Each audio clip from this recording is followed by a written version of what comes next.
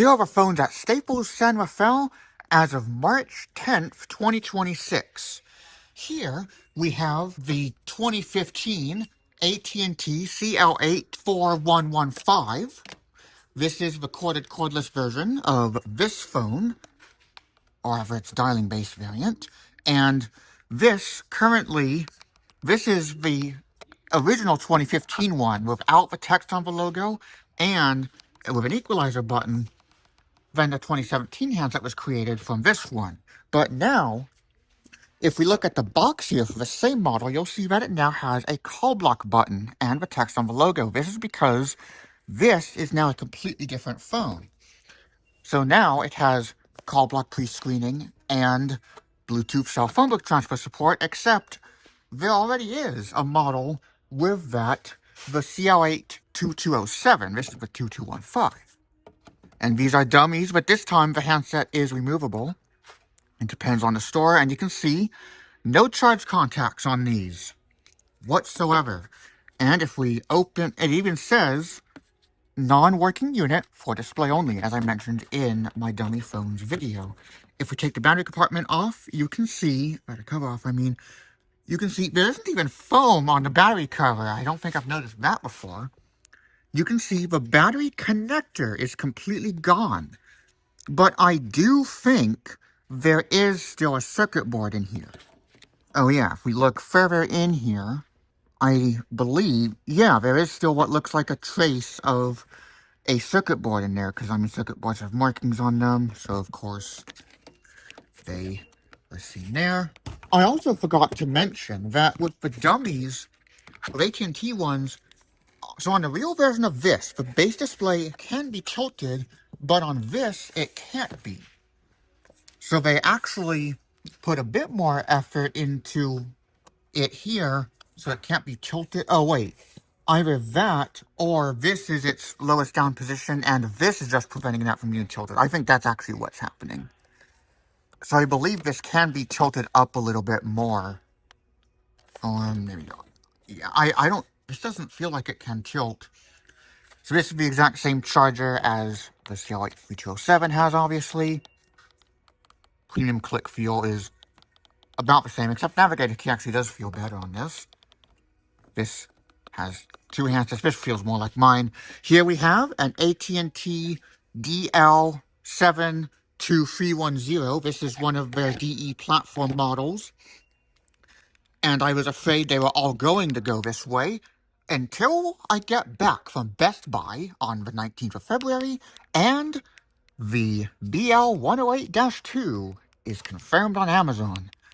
We do have premium click feel buttons, but that's it. Otherwise, it's the cheap menu design, menu that breaks for phone, no way to reset it as far as we know, but the base does have the high-end software, and a lot of the bases, like of this design, I believe it's if you hold locator while plugging it in. Then, we have free handsets on that. Here we have probably the only DE platform model I'm remotely interested in getting. This is the DLP 73390.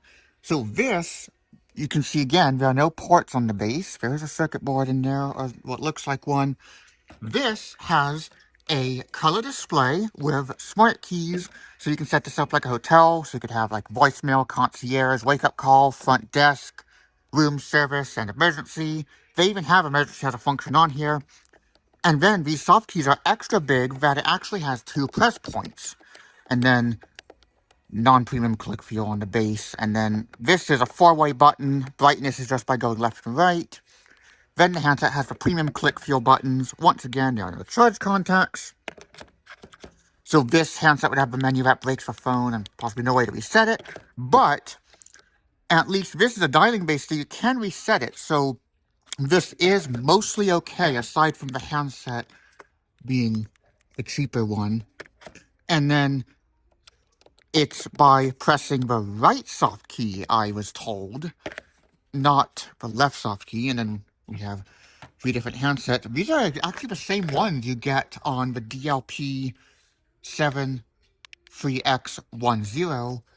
And this handset's also the same, although this might not actually support call ID announce like this does. So yes, there are actually quite a few examples where they use different handsets, but you can see they fit. The molding for the charge contacts is still there, so even these dummies are still limited to what can fit into what. This handset, okay, this can't fit. Okay, this can sort of fit. I'm not sure if DE platform handsets work on non-DE platform bases, but again, the DE platform bases now are higher end ones. And even this is yellowing. I guess this dummy has been there since 2020. Yeah, I probably am going to get this at some point, and this base, again, this has a high-end software on the base, so it can be reset. That's really the big concern, now that I know that even the high-end ones have the EEPROM menu. This one is definitely a DE platform. This is a low-end model with green backlight all around, no premium click feel on the buttons, and once again, no battery cover. Sometimes battery in the air connector. Sometimes I'll see a piece of metal in the battery compartment, which is funny because batteries have metal as one of their components. And this, despite having click contacts, actually does have a handset retainer, which is unusual. Some AT&T and Vtechs do have that. And then this is what my local barbershop has. This is the Vtech DS6251, which has smart call block, but no power backup. And this has all premium click feel buttons. Speed dial only on the base. Beautiful diamond cut premium click feel. No power backup. And then, let's see. Okay, that's not going to fit. So, in videos of this, I've seen this have the white backlight, but the dummy shows the blue backlight. I wonder if that means this probably just came from the DS6151, because the displays were the same size on that, I guess. I don't know. So this would fit in this one. See, this is honestly the combination I wish this was. This really could use a high-end handset, because you get this beautiful high-end base, but then it's watered down by these very disappointing handsets. So I really don't... Oh, actually, this is just like mine, the BL108-2, where it is actually plastic on the top buttons here. Oh, same here. I think the DLP at Best Buy, though, was rubber. Either that or they did change it. So maybe it is not entirely a different handset. And this actually has the belt clip fixed in place. I don't think it's removable, which is unusual. On the IS8151, it is removable. And then we have the charger here, which actually looks like chargers from Vtechs of yesteryear.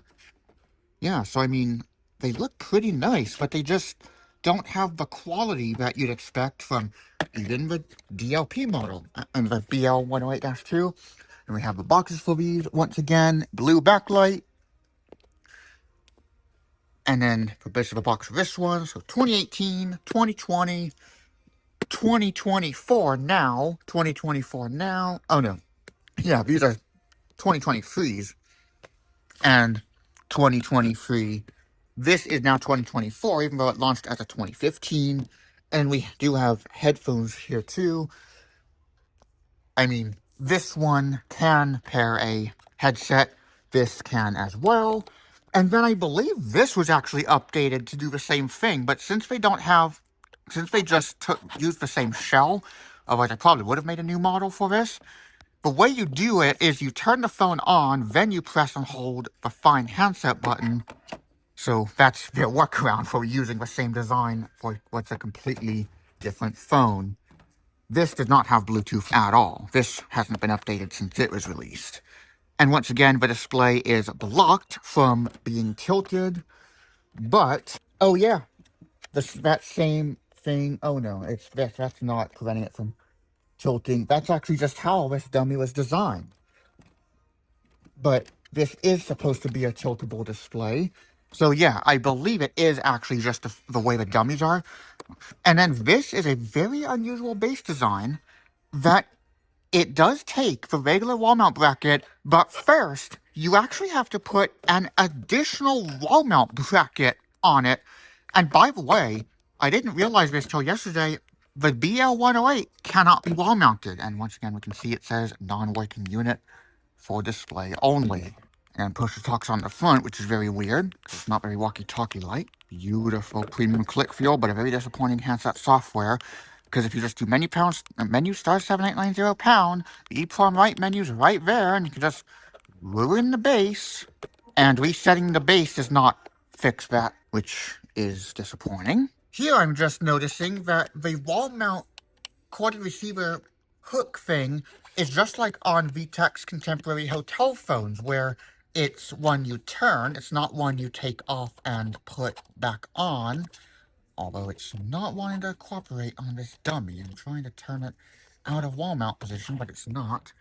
And this also doesn't have a bracket on it. And man, look at that adhesive remnants. And once again, you can see where the cords are supposed to go. Yeah, this was obviously a circuit board that was just decontented. Although, ironically, they kept the jacks for the corded receiver cords, obviously, so that those stay in, because obviously those show that it's a corded phone. They also replaced the int button on this 2015 with the call block button on the 2024 update. So right here, this is now a call block button instead of an int button. Just like the equalizer button's replaced with the call block button on the handset. And then to do a phone book transfer, that's holding down a repeat button on the non-dialing base or going to menu, directory, and then load from cell. And that's how you can do it on this one. Which does now mean you can no longer get the 2015 handsets for an existing 2015 base. But basically just pretend this is just a completely different model entirely, that they just happen to reuse the same design on, and they just discontinued the 2015 handsets, and now we have these 2024 ones. That is rather a strange way of doing it, but that's just how AT&T and Vtech do it. They're definitely doing a lot of weird things, that's for sure.